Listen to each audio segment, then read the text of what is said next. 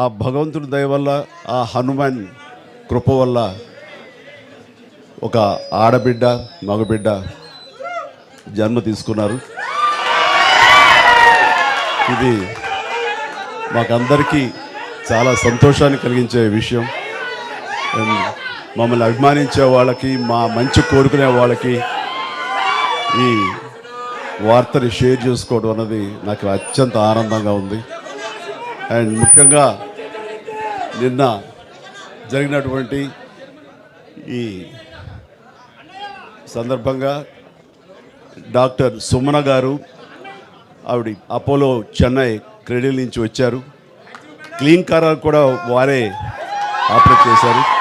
మీ అందరి సమక్షంలో వారికి ప్రత్యేకంగా కృతజ్ఞత తెలియజేస్తున్నాను.